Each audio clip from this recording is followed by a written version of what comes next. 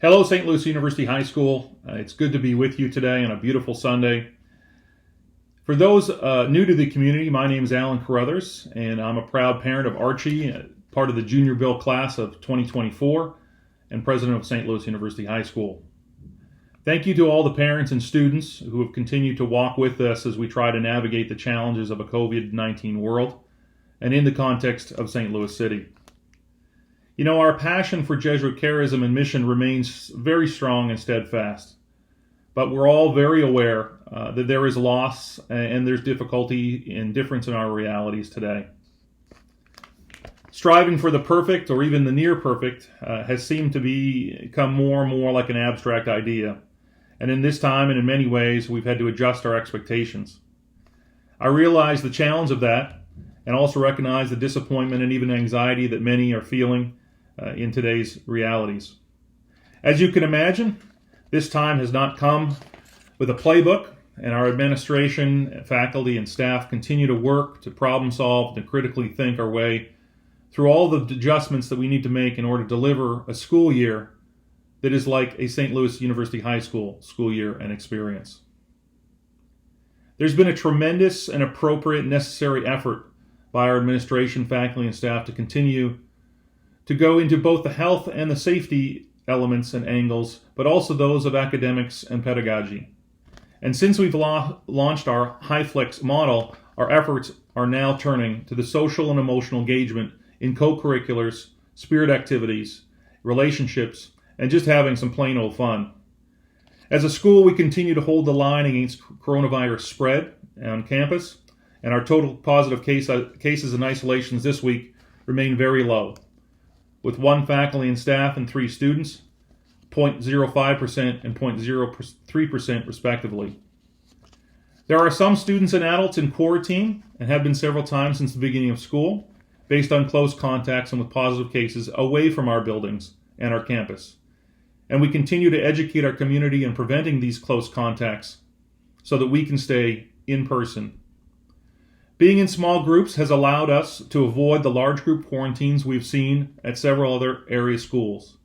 And these outstanding results are the work of our entire community, and we strongly encourage you to continue to help us with this. Thank you for your contribution in the war against the virus, and please continue to wear a mask in all public settings. As we ramp up our student activities and athletics, we'd like to introduce some new pivots for student engagement. Our first few weeks on campus have been hyper-focused on opening safely and smoothly, but now we can shift to rebuilding the legacy and legendary co-curriculars.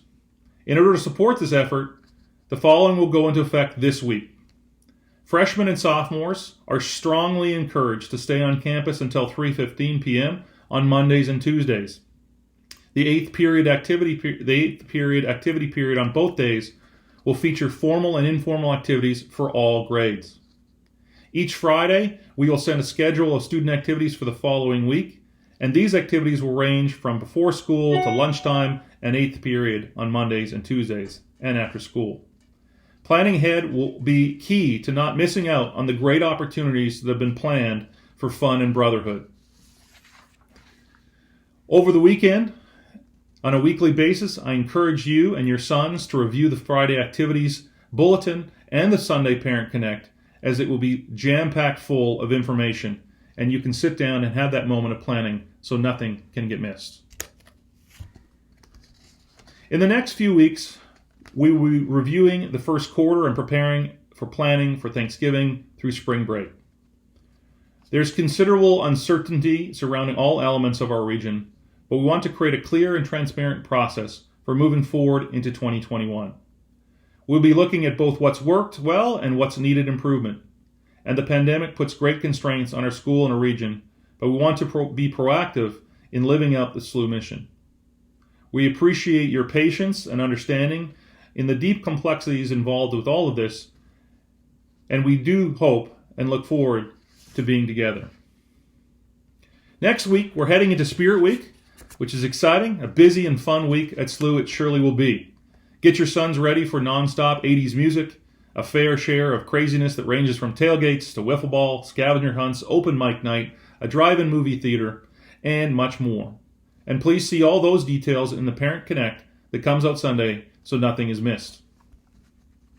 I wanted to also let you know that SLU's been working for weeks, as recognized over the summer, that many boys have spent too much time sitting and in front of screens. There's been an emotional and physical wellness cost to this, and it's impacted and has strained many of us for the past 6 months. We have partnered with Emerge Fitness to develop a comprehensive and holistic wellness program that will be available with online and in-person elements. The program will include personal training and movement-like opportunities, as well as nutrition direction and spiritual emotional mindfulness. We look forward to launching this program as it's almost completed its development in October. And the program involves several alumni of both our school, SLU High, as well as DeSmet Jesuit, who are aware of who we are as a school, and they are part of that Emerge Fitness community as well. I encourage all boys, particularly those who are not currently involved in sports, to participate, and all boys are certainly welcome. As many of our peer schools in the county move towards low-risk sport contests or prepare for competition at the moderate-risk sports and hope for clearance in the play in the high-risk sports, we wanted to update you on our conversations with the city. Many of you have been frustrated, perhaps, with us, but you did not know, perhaps, that we've been engaging at many levels, not in the public eye, with several members of the city and city officials. This conversation over the last several weeks, and there is another additional meeting on Monday, has been a time to develop with the city a complex set of protocols that were approved by Dr. Eccles and the St. Louis Health Department yesterday. And while there are many details to be worked out and logistics to figure through, we hope to move towards competition for all fall sports within the days and weeks, whichever is more appropriate for the sport itself.